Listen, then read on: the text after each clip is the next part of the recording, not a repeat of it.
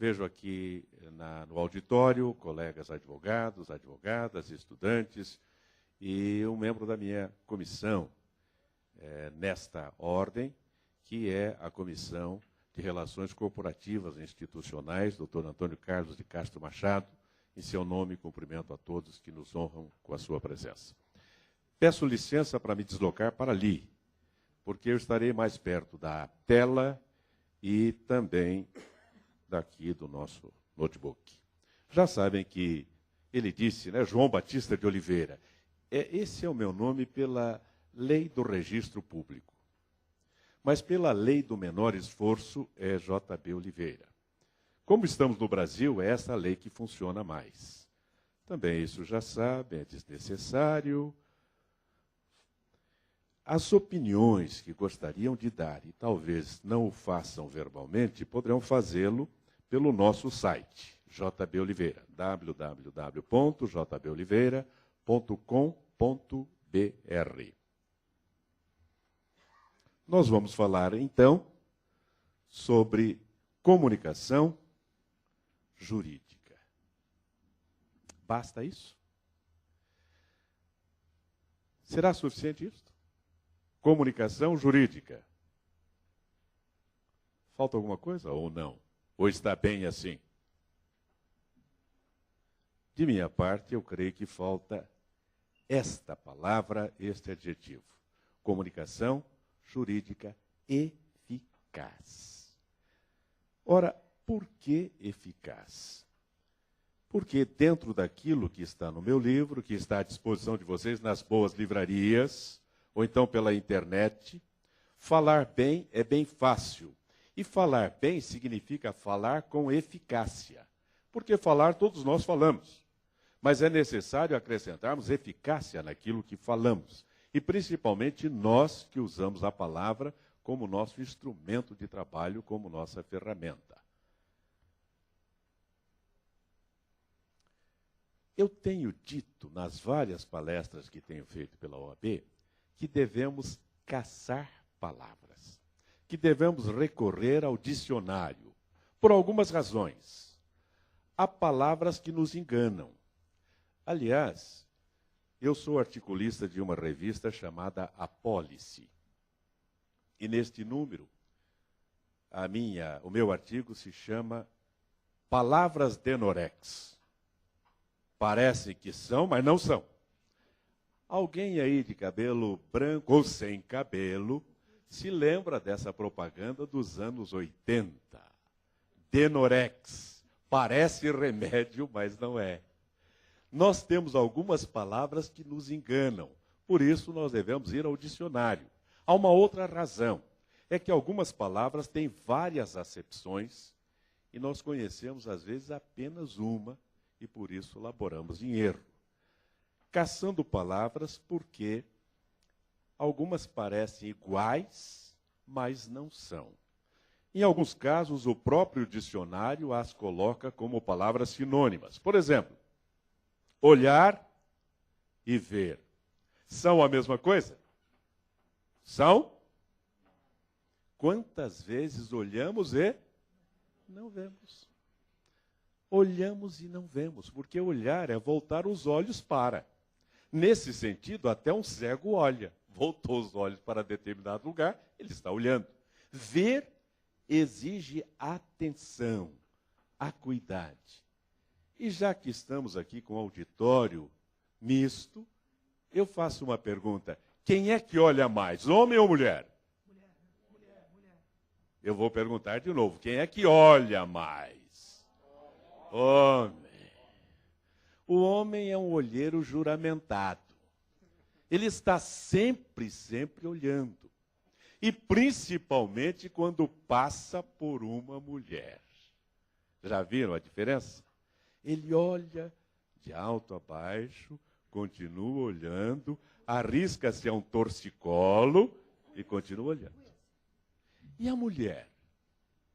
Ela passa olhando para um ponto no infinito. Mover a cabeça, imagine, ela não move nem as pupilas. Entretanto, vê tudo. É olhar de cobra. É olhar ofídico. Está demonstrado que ela consegue ver até 90 graus de cada lado. Então, sem mover a pupila, são 180 graus. Se ela fizer isso, pronto, visão global. Com detalhes. Porque nós vemos rapidamente e os detalhes passam. Ele está com ela, descendo uma rua, ele diz assim, viu essa moça que passou por nós? E ela diz, qual? Esta loira oxigenada, que estava com um colar de pedras falsas, com uma blusa com a renda aqui toda distorcida, que estava com um brinco diferente do outro,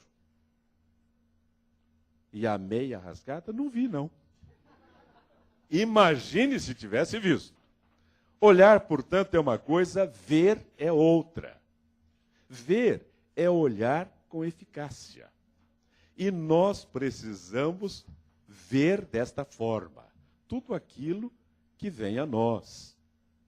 Seja uma petição, seja um parecer, seja um despacho, seja uma sentença, temos que ter olhos para ver mais do que olhar.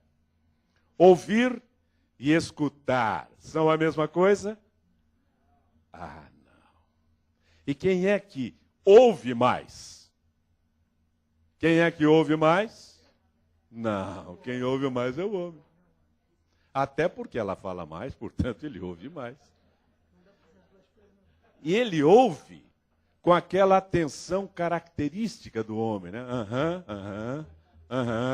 Pezinho assim, doido para sair, e ela falando. Se quiser uma briga, pergunte para ele o que foi que eu disse. Isso na hora. Imagine depois de um dia ou de 2 dias. Agora a mulher escuta. Não apenas ouve, que é a utilização do ouvido, mas ela escuta. E se você daqui a 2 anos for contar de novo alguma coisa, mudar um pouquinho, ela diz, não foi nada disso, não. Portanto, os senhores anotem, registro escrito, lembrem-se do que diziam os romanos, verba volant, scripta manent. A escrita permanece, anotem. E agora, estão esperando por isso. Falar e dizer. São a mesma coisa? Quem é que fala mais? Aê! Agora é a vez delas. Como falam? Estudos científicos já demonstraram o seguinte. O homem tem alguma coisa ao redor de 7.000 vocábulos comunicacionais para usar por dia. A mulher tem 15.000. Sabe qual é a consequência disso? No final do dia, ele já esgotou o estoque. Ele só quer uma coisa chamada, em 3 sílabas, sossego.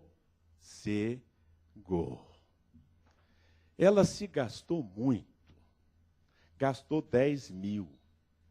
Ainda tem 5.000 para usar com quem? Pois é. Pois é.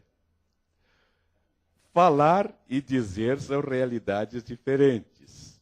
Também parecem iguais, mas não são. Eficiência e eficácia.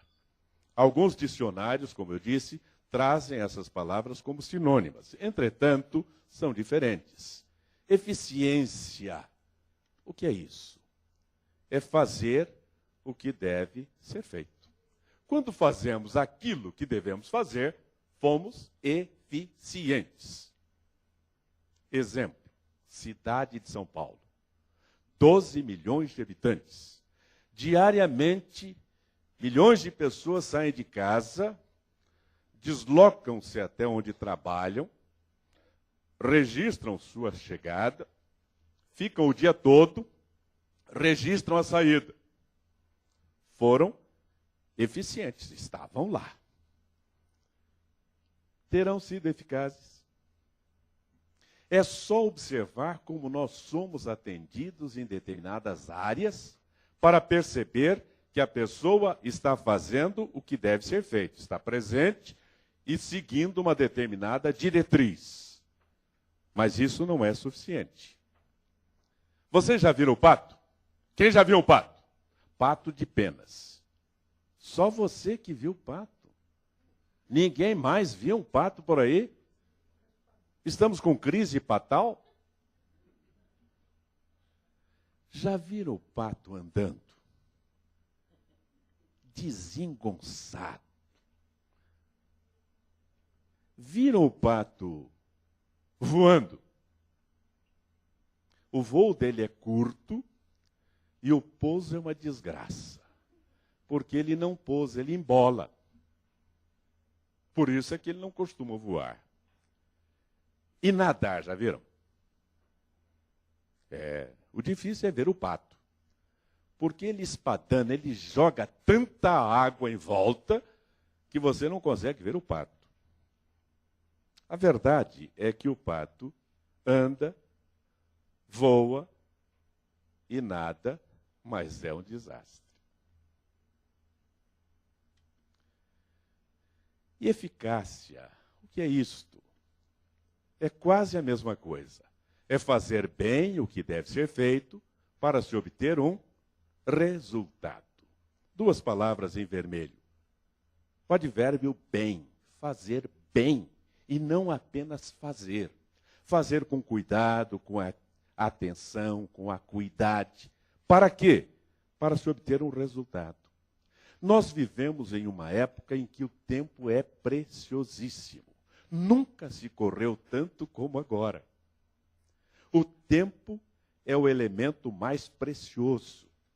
Aquela velha expressão americana, time is money, já foi ultrapassada.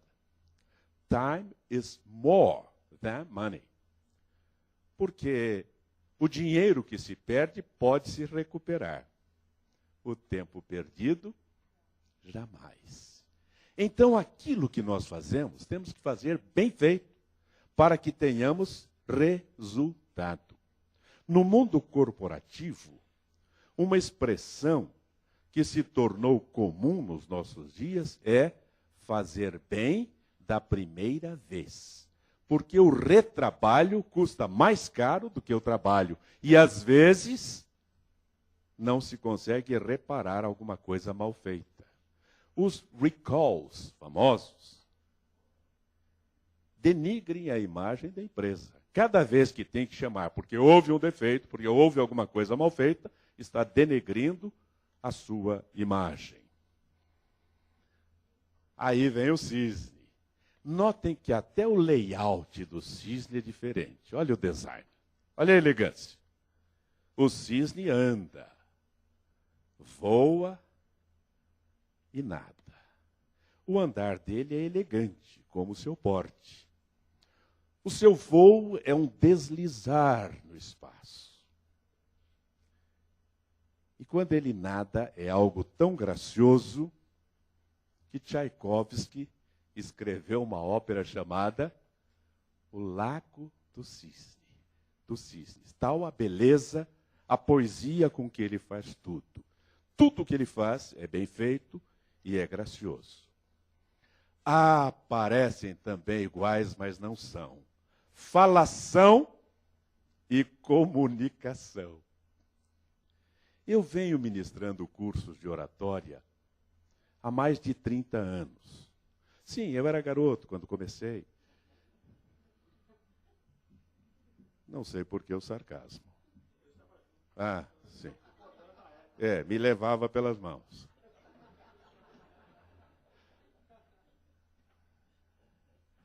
Ele às vezes diz, você me carregou no colo. É claro, ele estava bêbado. Nesses mais de 30 anos que venho ministrando cursos de oratória, o que eu tenho percebido é que há pessoas presunçosas, que por falarem muito, acham que falam bem, que não precisam fazer um curso. Esquecem-se de que quantidade nada tem a ver com qualidade, que o excesso de palavras, a falação, prejudica a comunicação. E se mais não bastasse, está lá no Sermão do Monte, no capítulo 6, aliás, o sermão vai do capítulo 5 até o capítulo 7 do livro de Mateus, e no capítulo 6 o mestre diz assim: não useis de vãs repetições, como fazem os gentios, que pensam que pelo muito falar serão ouvidos. É uma falácia, porque quando as palavras são em excesso, elas entopem o ouvido. A partir daí, nada mais penetra o nosso ouvido. Falação em quantidade. E o exemplo maior está aqui. E a autoconfissão. Mea culpa.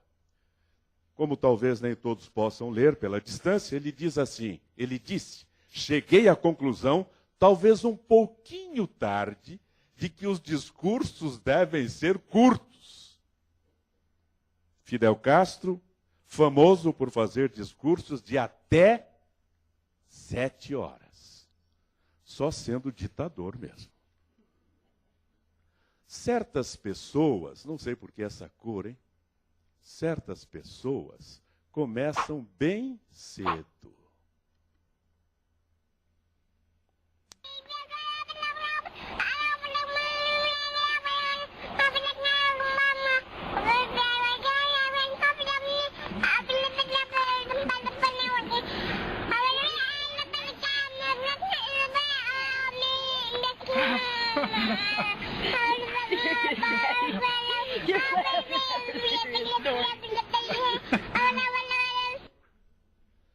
Mas não se preocupe que com o tempo isso passa a ser pior.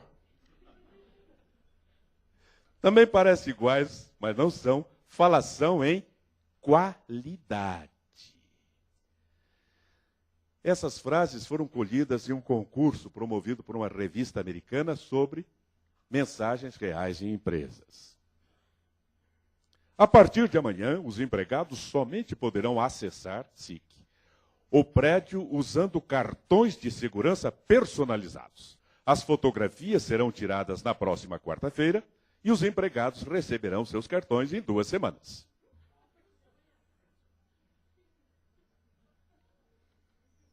A outra frase desse mesmo concurso. Precisamos de uma lista de problemas específicos desconhecidos que poderemos encontrar.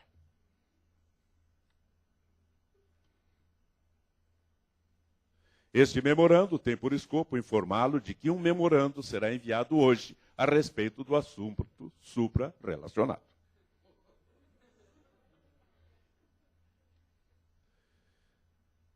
Este projeto é tão importante que não podemos deixar coisas mais importantes interferirem nele.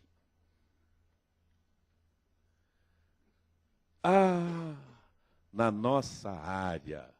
Olha aí, resposta em exame de ordem.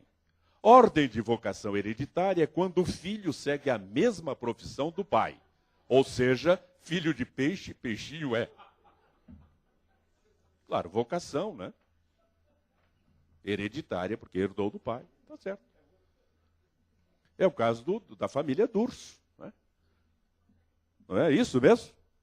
O Luiz Flávio e o Humberto são advogados, porque o doutor Humberto era advogado. E a filha do Durso já é advogada, e o filho também. Ou seja, vocação hereditária. Tá aí. Tá aí. É vocação hereditária. O Decujos deixou uma decuja e 4 decujinhos. Uma petição em inventário em Sorocaba. A parte autora diz que no contrato de compra e venda estão presentes o sujeito e o objeto, mas não aponta onde estará o predicado. Uma contestação e ação revisional. E agora um oficial de justiça, numa apreensão, numa penhora, lá em Passo Fundo. Penhorei uma mesa de comer velha de 4 pés.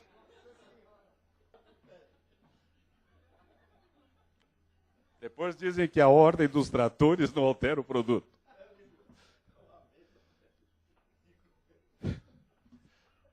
Isso foi um oficial de justiça. Quem se lembra aqui, temos um ex-ministro do nosso... Há 16 anos, o senhor Joabson Martins namorava minha filha. Ele começou a se interessar pela chácara e tomar conta dos porcos. Um ano depois, ele casou com minha filha e passou a explorar aquilo como lazer.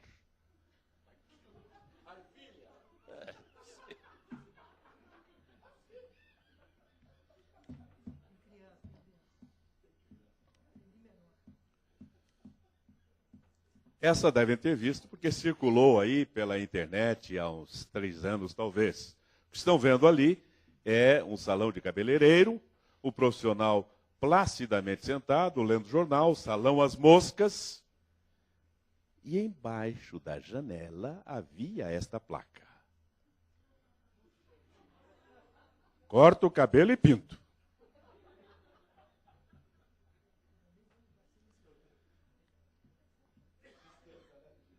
A comunicação, de qualquer natureza, tem de ter eficácia. Significa que nós temos que estar atentos para aquilo que estamos falando ou escrevendo. Escrevendo ainda com mais acuidade, porque aquilo que nós escrevemos ficará. Aquilo que falamos depois de algum tempo é esquecido. Alguém falou e pouca gente se lembra, mas ele falou no passado: permitam-me revelar apenas o fato, o milagre, sem identificar o santo. Uma questão de ética. Mas ele disse certa feita: minha mãe, companheiros, nasceu analfabeta. Eu confesso que quando eu li essa manifestação, eu senti uma captis deminutio máxima, porque eu nunca consegui alguma coisa semelhante. E aí eu fui lá na área de pedagogia da universidade, indagar se já criaram um método de alfabetização intrauterina. Disseram-me não. Então, as mães continuarão a nascer analfabetas. Os filhos da mãe também. Chegamos aí à comunicação em si. Vimos então o que é eficaz, porque a nossa proposta é comunicação jurídica eficaz. Esgotamos o conceito de eficácia, de eficaz. É isto, é qualidade. Nós temos em tudo o que fazemos colocar qualidade. E na condição de advogados, no instante em que recebemos uma procuração de alguém que nos confia a solução de seu problema, nós não podemos agir de outra forma que não eficazmente. Não há vergonha maior para um advogado do que ter a sua petição indeferida por inépcia, incapacidade. Por isso, devemos estar atentos a todos. Mas comunicação, o que é isto? Se fôssemos perguntar, teríamos diversas respostas, e eu diria todas certas, porque todos nós sabemos o que é comunicação. Não sabemos? Afinal, nós somos comunicadores, nós nos comunicamos o dia todo, todos os dias. Alguns, não contentes de se comunicar durante o dia, ainda falam à noite dormindo. Em alguns casos, para desgraça sua, mas falam dormindo. Vamos então não definir, mas conceituar. Os latinos já advertiam: omnia definitio periculosa est. Toda definição é perigosa. Vamos conceituar observando a própria palavra, em que se destacam 2 elementos: comum e ação. A partir daí, podemos conceituar comunicação como sendo a ação de colocar ideias em comum. Esse acento permanece aí por inépcia. Ele não deveria estar, uma vez que caiu o acento nesses casos. Ação de colocar ideias em comum. Se eu tenho uma ideia e não a coloco em comum, não a comunico, pouco ou nenhum efeito ela trará. Principalmente para o grupo, porque está lá na minha mente, nada mais do que isso. A história da civilização humana mostra que enquanto o homem, o ser humano, não se comunicava, a não ser por grunhidos e urros, ele permaneceu nas cavernas, ele era o troglodita. Somente quando ele consegue uma forma de transformar esses ruídos guturais em sons audíveis, inteligíveis, modulados, é que ele sai da caverna e chega até o espaço sideral e proporciona todo esse avanço tecnológico de que desfrutamos hoje. Dois elementos impulsionaram a evolução humana. O primeiro deles, a rácio, a razão. A fagulha divina com que o grande arquiteto do universo animou a massa feita do pó. E o segundo fator, a comunicação. Quando o Homo sapiens se transforma em Homo loquens, tudo muda na face da Terra e continua mudando. Nós temos ideias independentemente de nossa vontade. Ideia. Onde, como e quando surge a ideia, e vocês já sabem, é aí. Nessa peça que parece uma noz. Circulou pela internet um e-mail que mostrava uma comparação, uma analogia entre órgãos do nosso corpo e determinados vegetais. Os rins, que são como feijão, os nossos pulmões parecem couve-flor, e aqui o cérebro, que é igualzinho a uma noz. Alguns não estão reconhecendo porque não quebraram ainda uma noz devagarinho, como se deve. Foram na base da pancada, e aí ficam só os pedacinhos. Outros, além da pancada, levaram lá na porta. Vocês estão rindo porque vocês já fizeram isso.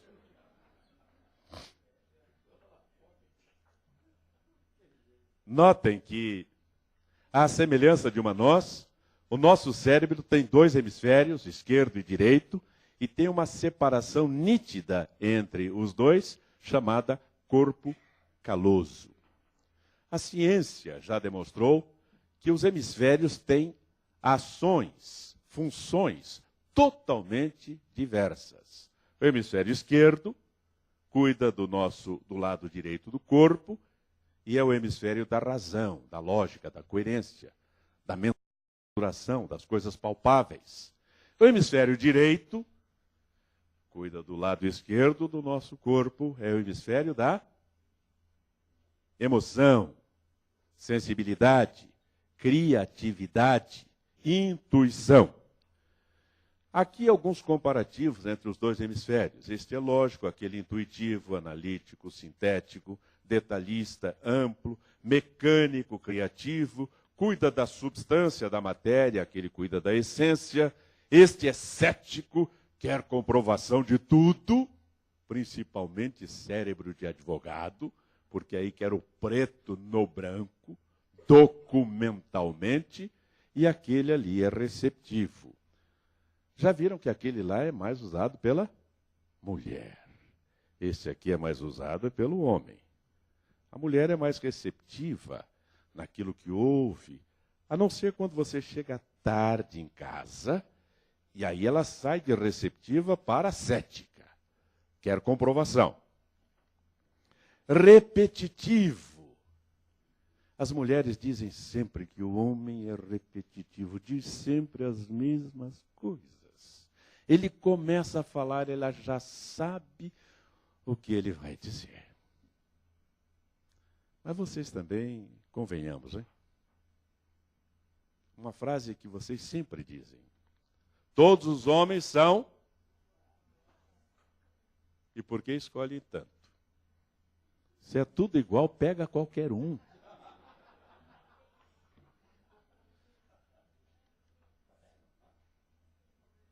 Não é bem assim? Não é bem assim, né? Realmente, não é bem assim. Alguns que são piores, não são todos iguais. A comunicação é um processo, vale dizer, não é um ato isolado, mas é algo que exige, no mínimo, 3 fatores. O comunicador em um extremo, o receptor no outro, e entre os dois a mensagem. Esse é o esquema mais simples, mais singelo de comunicação. A comunicação se dá dessa forma, quando o comunicador tem uma ideia e quer transmiti-la ao receptor. Se ele pudesse transmiti-la diretamente, evitaria muito mal entendido. Porque não são as ideias, geralmente, que nos levam aos conflitos, mas são as palavras. E às vezes nós pensamos uma coisa e dizemos outra. Num dos primeiros BBBs, esse programa de alto valor cultural, que a televisão exibe, é tão cultural que outras emissoras têm algo semelhante também, porque não podem deixar de transmitir cultura, moral, ética, bons princípios. Num destes, uma concorrente chamada Josi foi desclassificada porque era casada. Ela ficou muito aborrecida com isso e fez uma declaração dizendo que a virgindade está na mente e não no ímã. Ímã.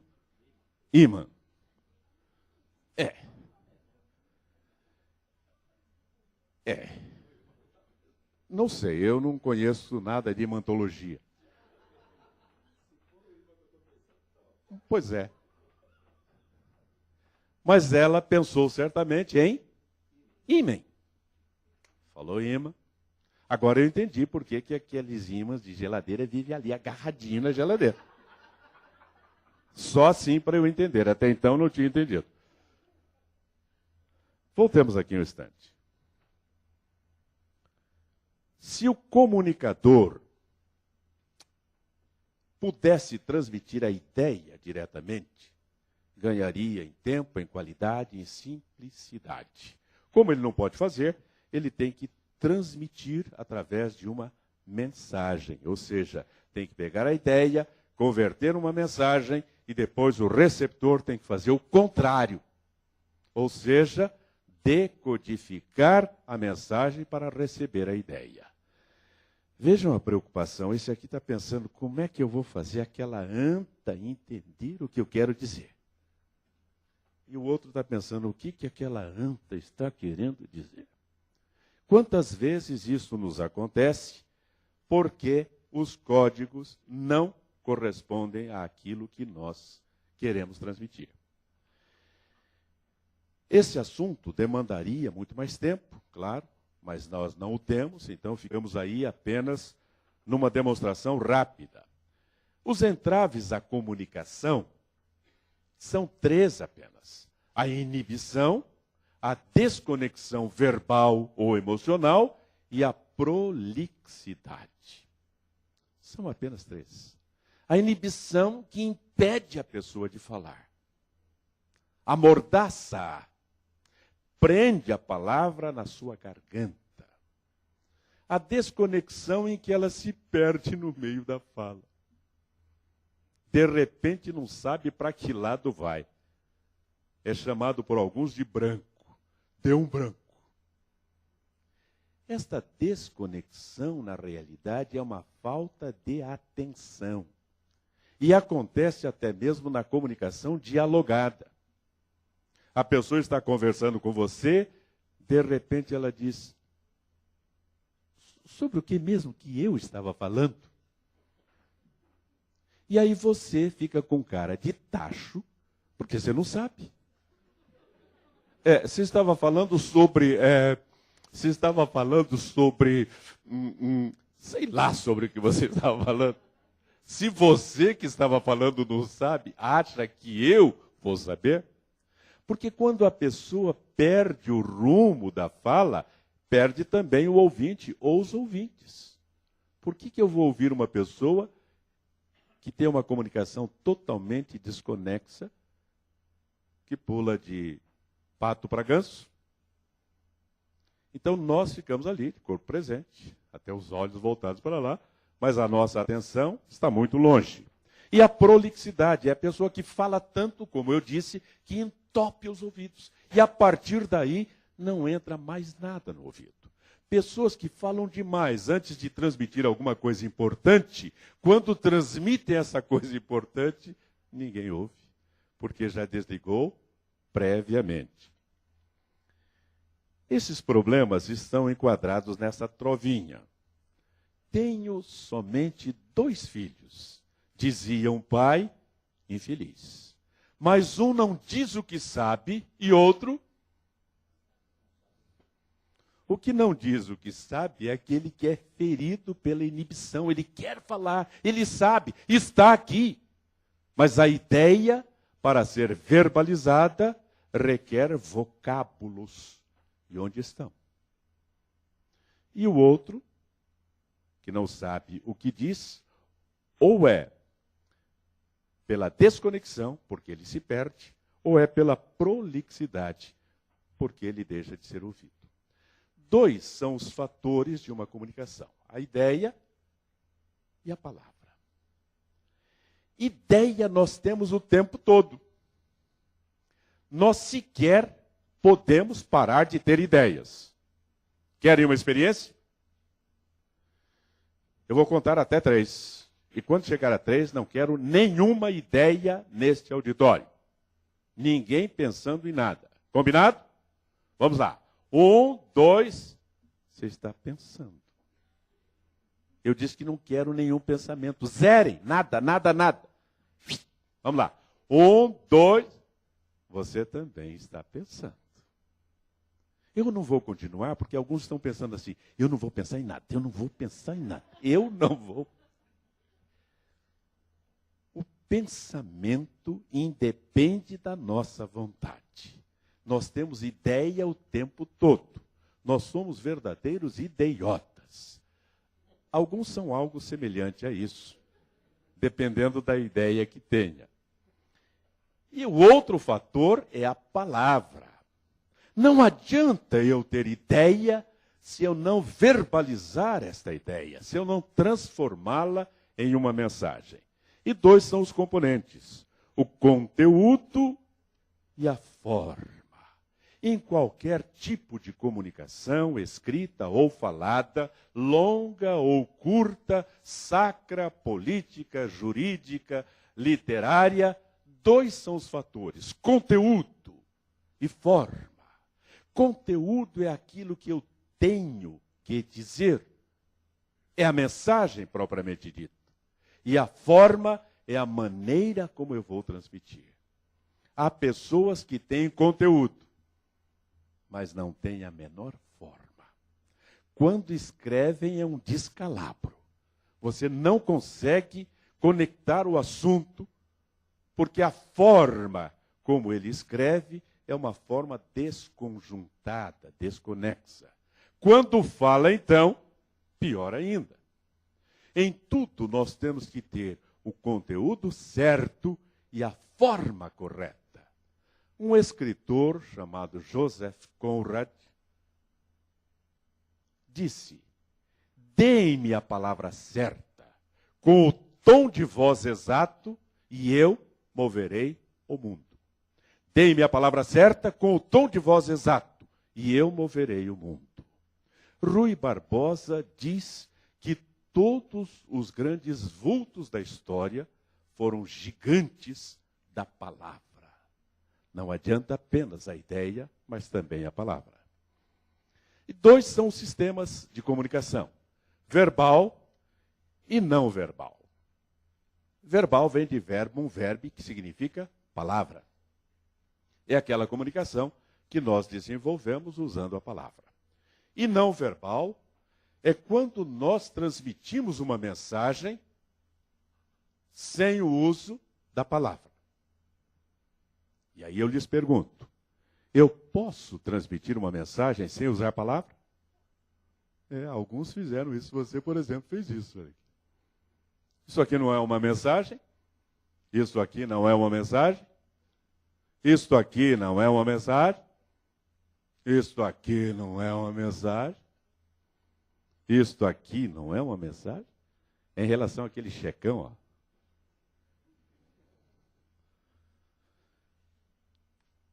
O detalhe é que na comunicação oral, em que usamos a parte verbal e a não verbal, ou seja, a parte falada, verbalizada, e a gestual, a gesticular, nós temos que guardar coerência.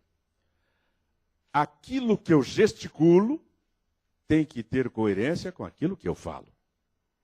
Se eu disser, podem vir a mim a qualquer hora que eu atendo, não senti firmeza aí. Porque eu disse uma coisa e gesticulei outra.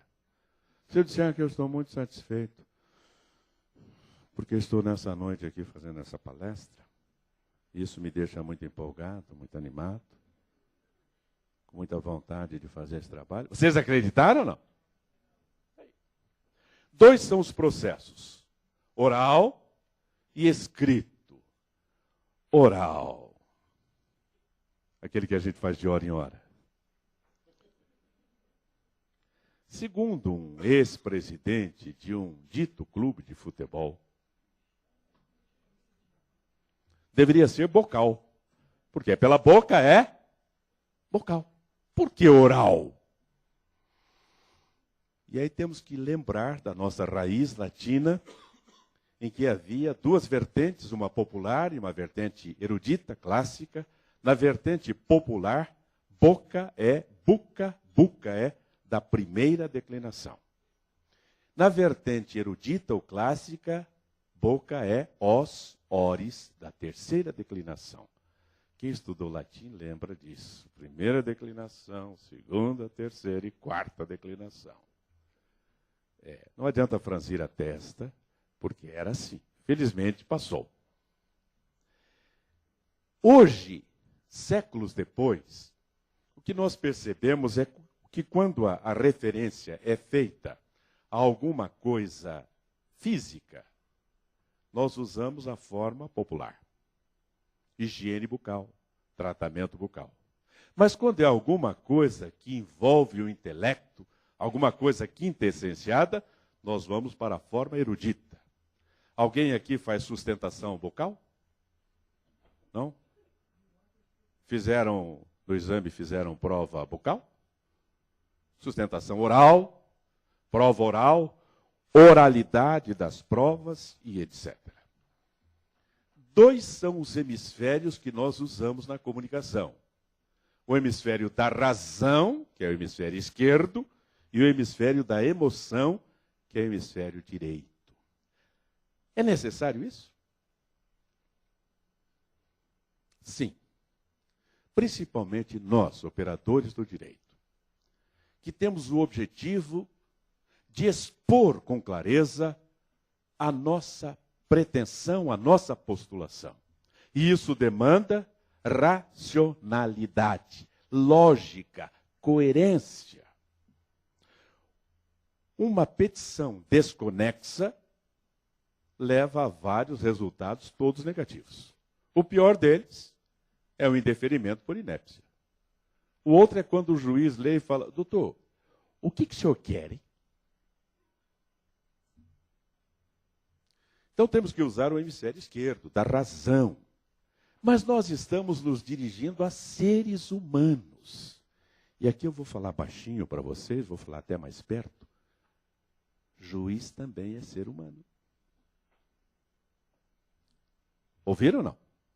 Juiz também é ser humano. Ele tem um coração, ele tem sentimentos, ele tem alma, ele tem família, ele passa por dificuldades, ele tem angústias.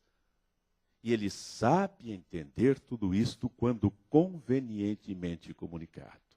Mas se nós fazemos uma petição fria, apenas elencando os pontos do suporte jurídico e do suporte fático, ele vai analisar friamente. Agora, quando aduzimos a isto razões sentimentais que levaram o homem a produzir um efeito danoso, um efeito delitivo, um delito, nós estamos mexendo com o seu sentimento. Ele é pai. Ele sabe o que um pai faz para dar alimento a seu filho. Ele é chefe de família, sabe de sua responsabilidade. Só que, às vezes, nós não colocamos esse elemento na nossa petição. Isto é muito bem observado na área do direito penal, os criminalistas, que quando vão fazer a sua petição, a sua defesa, a sua postulação, junto ao juiz aquó, e eu me lembro daquela petição, Rui, em que o advogado fazia referência ao caso anterior, que tinha sido submetido à juíza aquá. Claro. Se o juiz é aquó, a juíza é.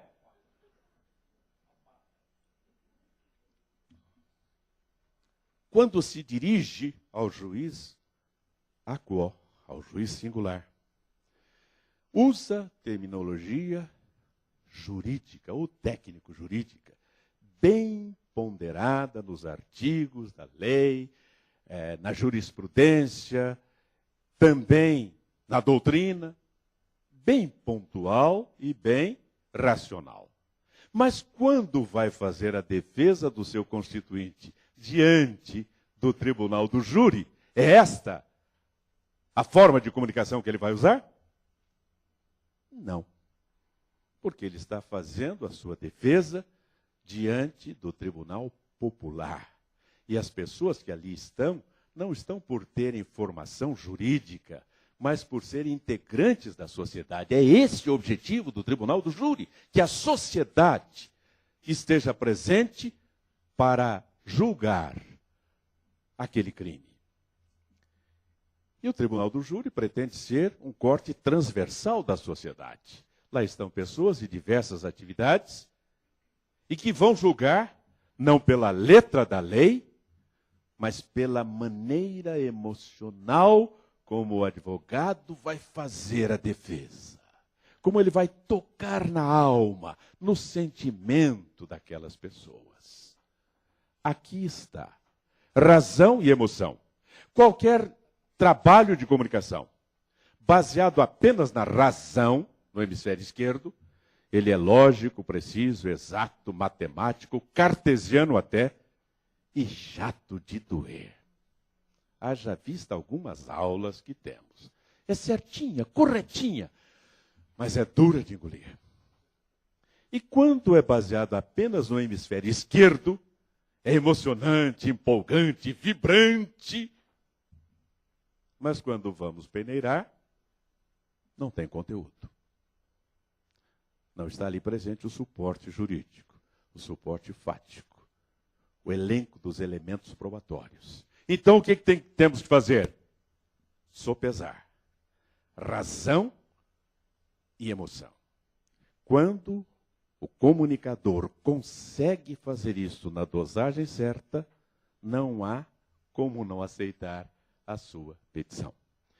E dois são os canais: visual, auditivo e um terceiro.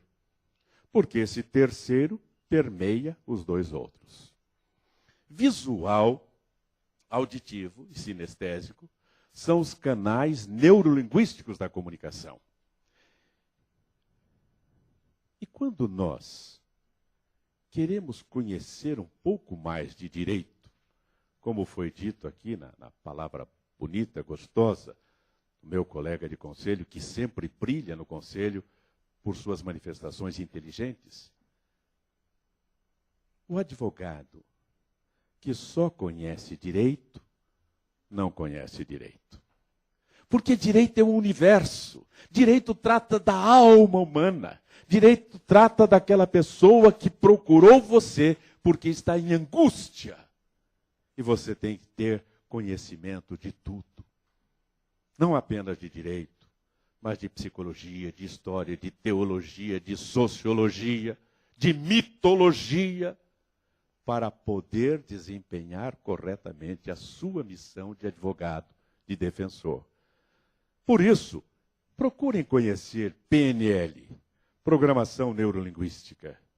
Vão saber que nós temos 3 canais de comunicação: o visual, o auditivo e o sinestésico. O visual afeta os olhos. A pessoa capta pelos olhos e aquilo que ela vê, ela grava. O auditivo capta pelos ouvidos. Ele precisa ouvir. Se você lhe dá uma instrução escrita, ele lê e fala: o que o senhor quer que eu faça? Isso que está aí, está escrito aí. Ao estudar, ele o faz em voz alta, para ouvir a sua voz transmitindo aquelas informações. Diferentemente do visual, que leu, estudou, aí ele fecha os olhos assim e vê o livro aberto naquela página, do jeitinho que é na realidade. No caso, em foco da comunicação, nós temos que ter o cuidado visual. Porque o visual gosta de beleza estética. Se você traz uma petição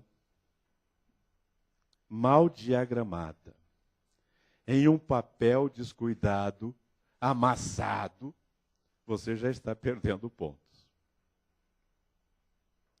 O auditivo gosta de informações precisas e gosta que lhe falem com voz educada.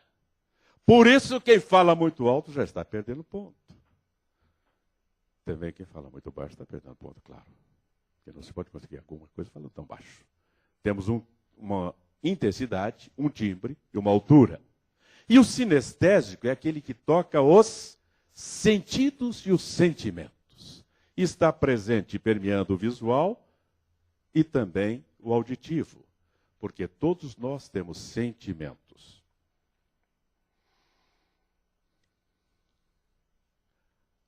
Comunicação oral. Fatores que compõem a comunicação oral são apenas 2: eloquência e retórica. Eloquência é verbosidade, fluência verbal, quantidade de palavras. E quando a pessoa é fluente, é um prazer ouvi-la. Como é um prazer ouvir o nosso presidente Luiz Flávio Borges Durso.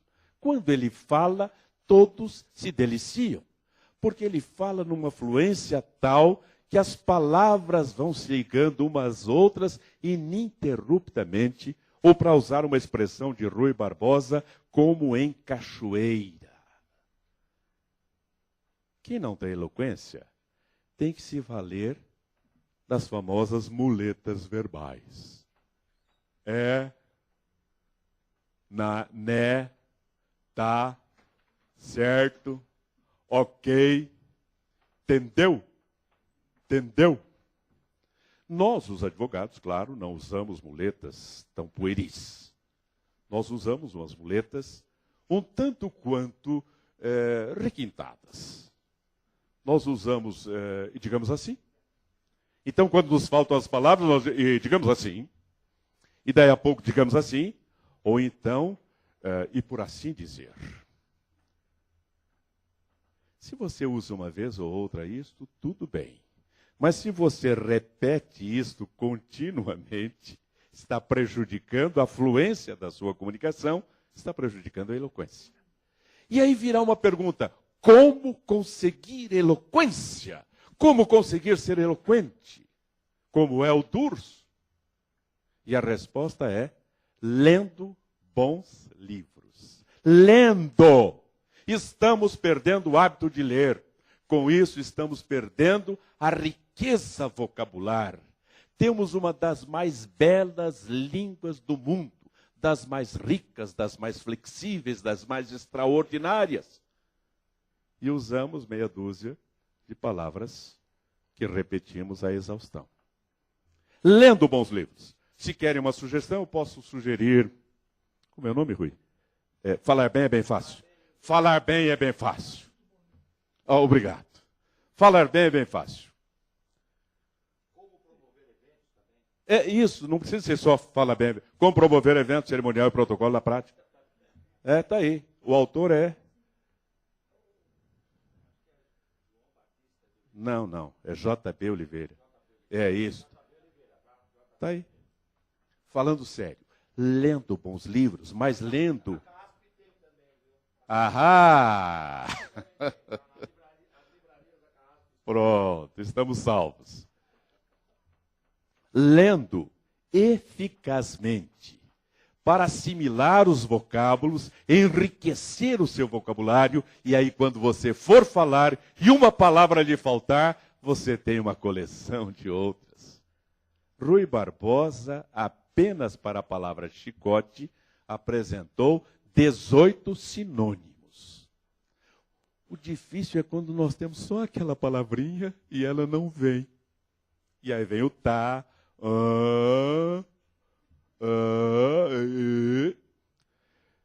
Eloquência é um dos elementos. E o outro elemento é retórica, que é a arte de conduzir as palavras. Não basta as palavras, nós temos que saber conduzi-las eficazmente. Isso implica em colocar a palavra certa no lugar certo, com a inflexão de voz certa. Às vezes temos que elevar a nossa voz, às vezes temos que falar bem sutilmente, de acordo com aquilo que nós queremos traduzir. Porque cada palavra tem a sua carga emocional própria, que tem que ser interpretada. E a interpretação se dá pela retórica, que vai a outros fatores, como expressão fisionômica, porte, postura, gesto, dinâmica pessoal. Este conjunto compõe a retórica, que é a que enriquece e completa a eloquência. Ou seja, eloquência é quantidade de palavras. Retórica é qualidade de palavras.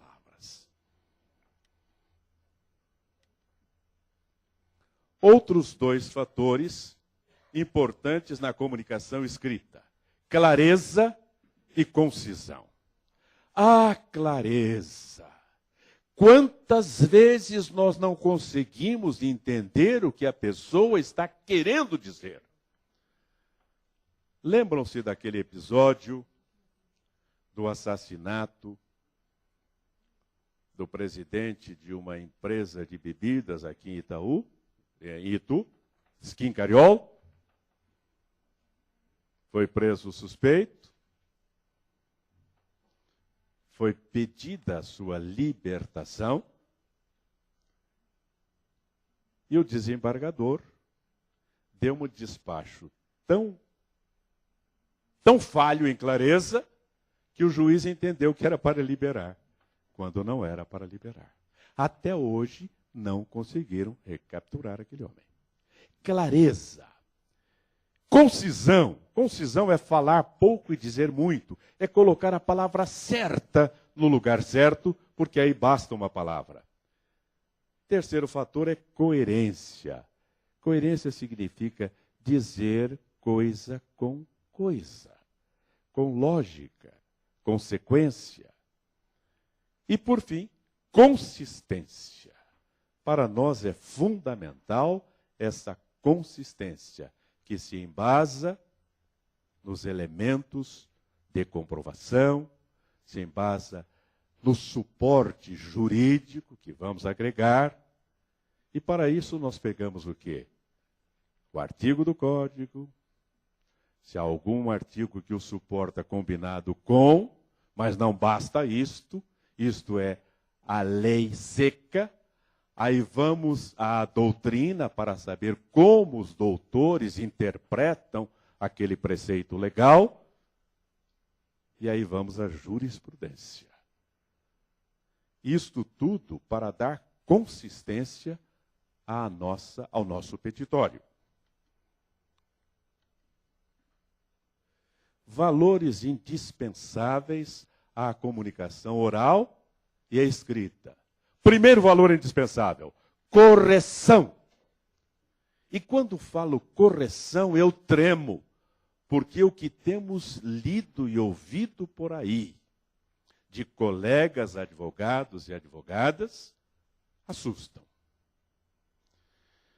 Tenho sugerido a algumas universidades que coloquem no último semestre ou no último ano uma revisão gramatical, lembrando as regras da gramática, porque muitos se esqueceram. A gramática que nós usamos, a gramática expositiva ou normativa, é lá de trás, do antigo primário e ginasial, final do primário e começo do ginasial. E aí, Lívia, eu me lembro de uma história do cidadão que foi contratado para pintar faixas na rodovia. E no quarto dia ele foi chamado a atenção. Escute, o que está acontecendo? No primeiro dia, o senhor pintou 300 metros de faixa. No segundo, o senhor pintou 100 metros. No terceiro, o senhor pintou 50. E agora, o senhor não pintou nada. O que está acontecendo? É desinteresse? É preguiça? Não, senhor. Nem uma coisa, nem outra. O problema é que a lata de tinta está cada dia mais longe. Isso acontece. Isso acontece na nossa gramática. Nós a aprendemos lá no fundamental, no médio. Depois nós fizemos graduação, pós-graduação, doutorado, mas a lata de tinta ficou lá atrás. E aí nós falamos, houveram vários problemas. Houveram. Mas não está escrito que o verbo haver, no sentido de existir, não varia. Fica imutável no singular por toda a vida e mais 6 meses. Houveram. Outros dizem, fazem 2 horas que eu cheguei. Fazem. O verbo fazer, no sentido de tempo, é invariável. Faz 2 horas. E sabe o que é pior? Induzem os outros em erro. Ah, o doutor falou assim, então é assim. E como nós temos muita gente com preguiça mental, nós vamos acompanhando aquilo que ouvimos sem analisar. Correção, porque às vezes uma incorreção gera outra. No caso, um vício de linguagem. Isso aqui saiu no Valor Econômico. A incorreção aí é um vício de linguagem chamado estrangeirismo. Por que usar boom? Setor vive boom das apólices de garantia. Boom das apólices?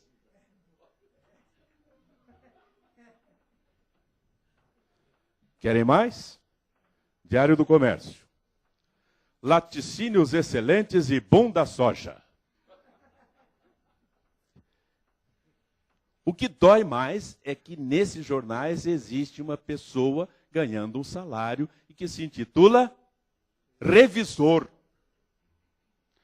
Fora aquilo que lemos em livros e mais livros. Correção significa cuidado com o uso da língua. A nossa língua é riquíssima, como eu disse, e belíssima. Temos que saber usá-la. E a criatividade.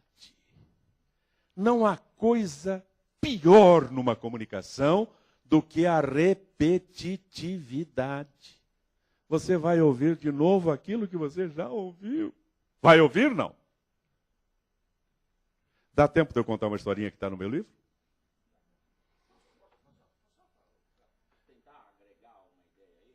Pois não. Olha, nem lá no Oiapoque, nem lá no Tocantins, entre as tribos se diz isso. Porque mim não é índio, mim fazer. O mim é um pronome, o quê? Oblíquo. Ele funciona como complemento verbal. Se vai completar a frase, está correto. Traga isso para mim. Isso que está lá, porque se for isso, está aqui. Traga isso para mim, ponto, certinho.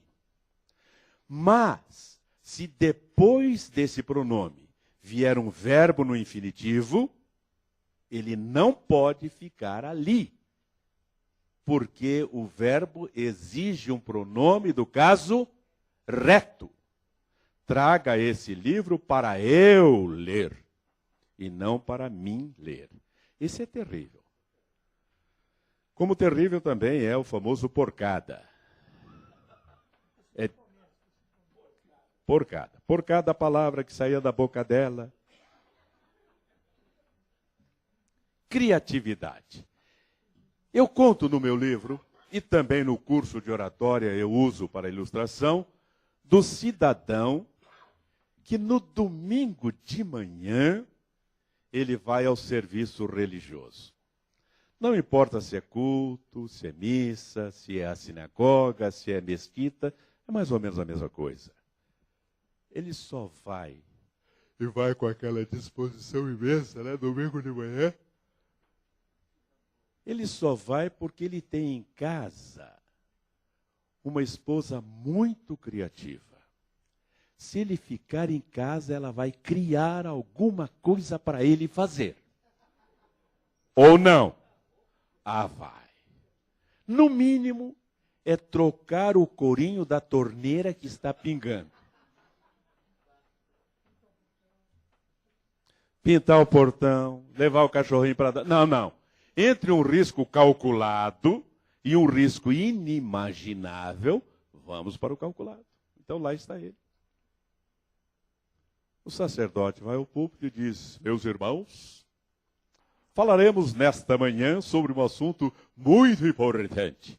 Todos falam isto. Até porque se ele disser, falaremos sobre um assunto que não tem importância nenhuma, termina aí.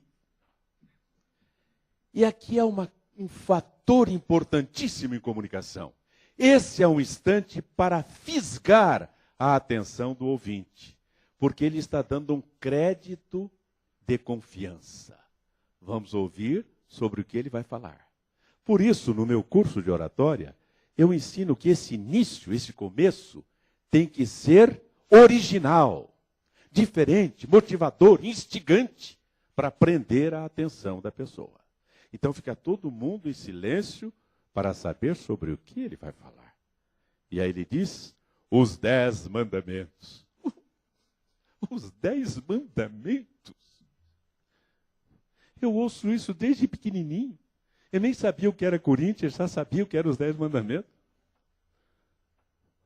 Conheço de cor e salteado.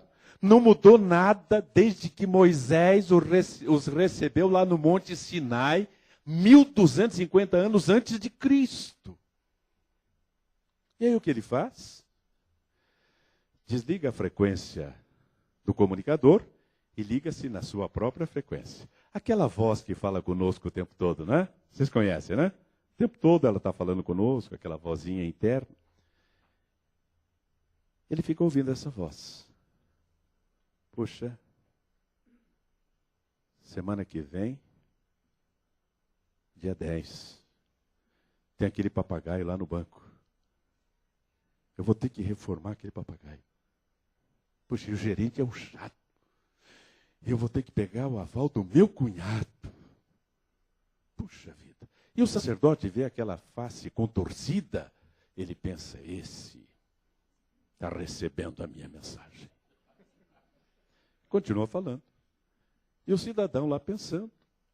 Aí ele olha para fora, está chovendo. E está forte. Ainda bem que eu tenho meu...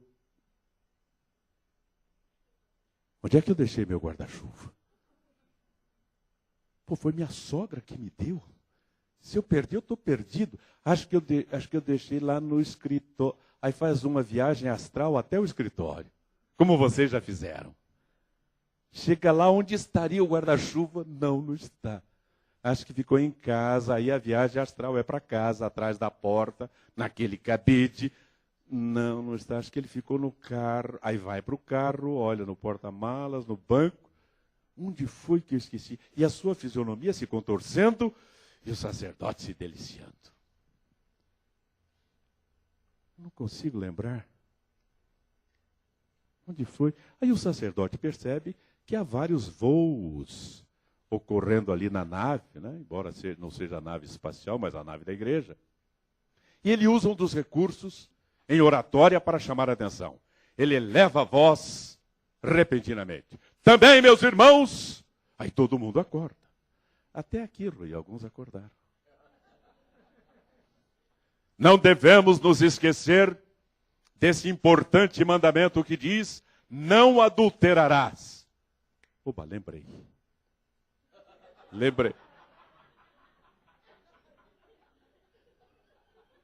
O que isso mostra é que palestras chatas, conferências chatas, instruções chatas, aulas chatas são um excelente momento para colocar a nossa agenda pessoal em dia. Poxa, 7 de setembro é uma terça-feira, eu não marquei lugar na colônia. Será que ainda dá tempo? Será que tem... Por isso, fuja da repetitividade. Use a criatividade. Seja original, criativo. Fuja da mesmice. E aí vocês perguntarão, mas é possível criatividade em comunicação jurídica? É possível? Não. Nós temos que seguir aquele métodos lá de trás, né? Modelos da Yara Miller, como requerer em juízo. Não é do século passado, é do milênio passado. E alguns ainda usam a ortografia que ela usava lá atrás, com acento circunflexo no ele e por aí afora. Ora, quais são os pré-requisitos que a lei exige para que o ato jurídico ou o negócio jurídico agora seja válido? O artigo 104 do Código Civil Brasileiro descreve: a validade do negócio jurídico requer apenas 3 fatores. Primeiro, agente capaz. Segundo, objeto lícito, possível, determinado ou determinável. E terceiro, forma prescrita ou simplesmente não defesa em lei. E como eu faço isto na minha petição? Ao qualificar o agente, o meu cliente, o postulante, eu dou as suas características, a sua qualificação. Seu nome, seu estado civil, sua atividade, seus documentos, seu endereço, para mostrar que ele é agente capaz. Estão ali os elementos para a comprovação da sua capacidade. Quando eu defino qual é o objeto do meu pleito, é claro que eu vou pleitear algo que seja lícito. Eu não vou pleitear que o fulano de tal pague para o meu cliente R$500 referente à cocaína que ele consumiu e não pagou. Onde já se viu? Isso é uma desonestidade. Lícito, possível, determinado ou determinável. E a forma prescrita é muito rara, é um caso ou outro que tem que ser exatamente, ou como dizem os colegas, ipsis literis. Se não, basta que seja não defesa em lei. Do instante que eu não agrida nenhum princípio legal, eu posso usar toda a criatividade de que eu seja capaz. E para isso eu tenho aqui na mente uma usina de ideias. O grande arquiteto do universo nos dotou com uma capacidade extraordinária. Nós temos 16 bilhões de neurônios e cada um deles faz 100 mil conexões, o que nos dá uma possibilidade de raciocínio, de ideias, da ordem de 1 quatrilhão e 600 trilhões de ideias. Por que ser repetitivo? Por que não inovar, não transformar, não criar, não tornar agradável a nossa comunicação? E para provar isto, vamos a um exemplo de criatividade jurídica. Aí está uma sentença prolatada em versos. Nem sei se todos poderão ver, então vou me permitir ler. Valdemar Marques Ernesto, nos autos com qualificação, foi apontado pelo João como autor de crime funesto. O promotor, muito durão, não teve dúvida e, num gesto, denunciou o infeliz Ernesto como terrível bandidão. De passado pouco honesto, homem levado à breca, calma. Homem levado à breca, alcunhado por Fubeca, foi processado sem hesitação. E lá foi nosso Ernesto, pelo sim e pelo não, denunciado pelo João por delito de receptação. É que o Ernesto, em momento de desconsolo, trocou um sabiá do peito roxo por um canário coxo, folha 58, com o tal de Zé do Rolo, folhas 48 versos. O diabo do sabiá havia sumido de vista, pássaro belo, formoso, subtraído de modo criminoso de Gervásio Batista. E busca daqui, busca de lá, o Ivo Espricido, muito lesto, encontrou o sabiá com o indigitado Ernesto.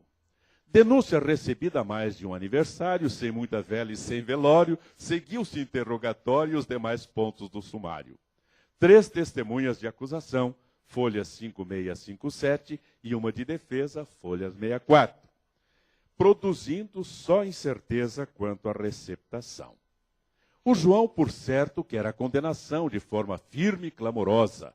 A defesa pede absolvição porque inexiste a receptação culposa.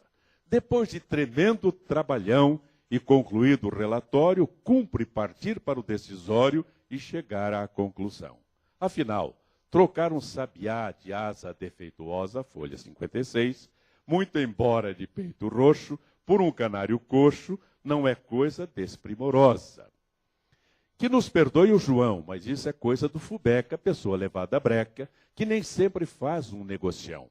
E que o coitado do Ernesto, quando teve o sabiá na vista, por momento pequeno e curto, não poderia prever, mesmo que fosse honesto, que a ave fosse produto de furto. E sem culpa clara e evidente, demonstrada a exaustão, não há denúncia que vá à frente até a condenação. Por essa razão, embora proteste o João, para o Ernesto a absolvição, nos moldes do 386, inciso 6º da legislação. E assim, como o sabiá canta de alegria para que o Ernesto durma sossegado, após o trânsito em julgado, arquive-se essa porcaria. E para que não haja erro inglório, registro e publicação, comunicação e intimação, tudo isso em cartório. Assina Dr. Antônio Carlos Gonçalves Júnior, juiz de direito, processo 53589, comarca de Assis. Uma sentença dessa, ou uma petição com essa originalidade, nós lemos, porque é agradável. Agora, aquele palavrório jurídico enrolado e repetitivo, não há quem resista. Está provado, então, que podemos usar criatividade? Está provado que não foi sem razão que Deus nos deu a capacidade de criar, de transformar, ao nos conceder no hemisfério direito do cérebro a criatividade, a emoção, a sensibilidade? Finalmente, os antigos diziam: não há bem que sempre dure e não há mal que não se acabe. Para agregar eficácia à comunicação, aplique o seguinte decálogo. Em toda e qualquer comunicação, somente usarás, está na segunda pessoa do singular para efeito apenas, frases que sejam curtas. Frases longas dificultam a compreensão.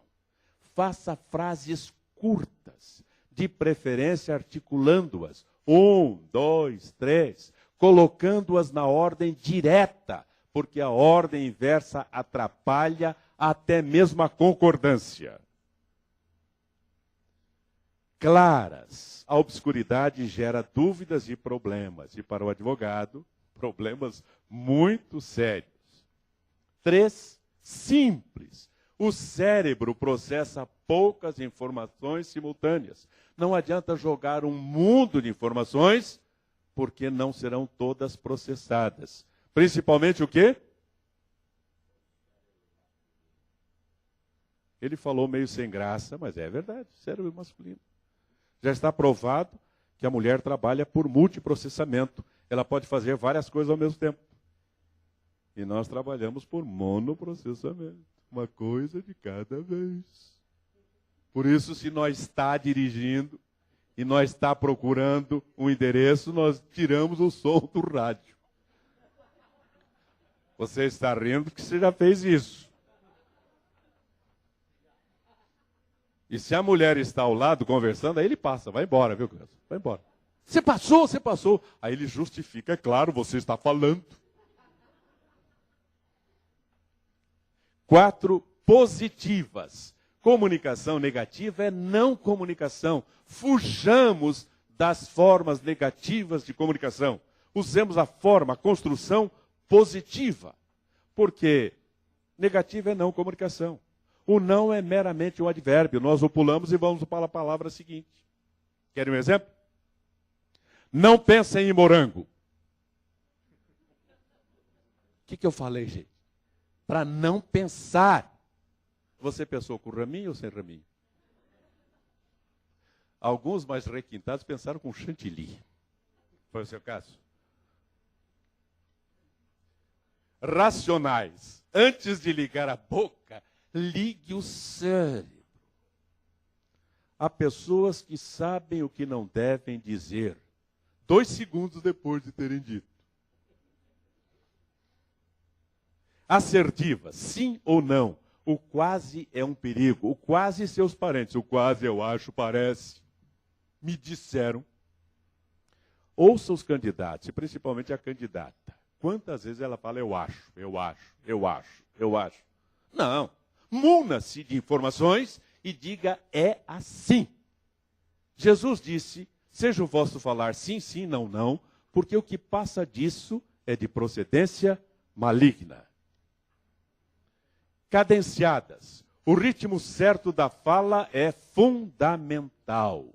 O ritmo da fala está, de certa forma, vinculado ao canal neurolinguístico de comunicação.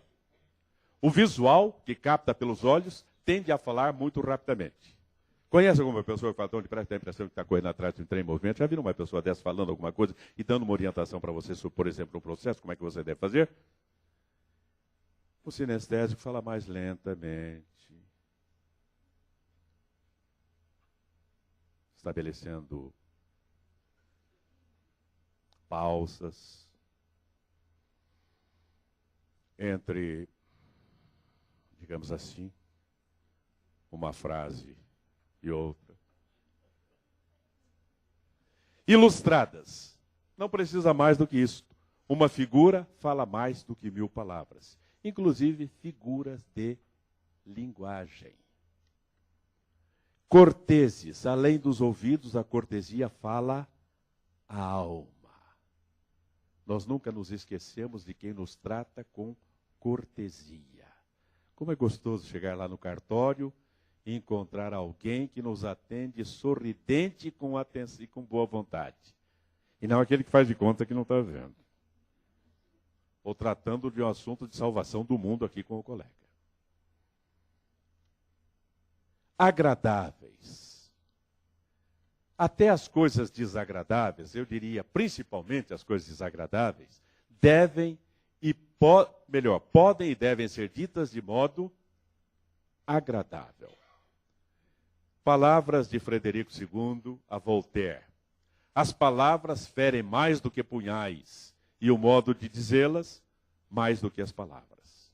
Um provérbio árabe diz, podemos curar a ferida feita por uma espada. Jamais a ferida feita por uma palavra. Há palavras assassinas. Matam a pessoa moralmente, emocionalmente, espiritualmente e às vezes até fisicamente.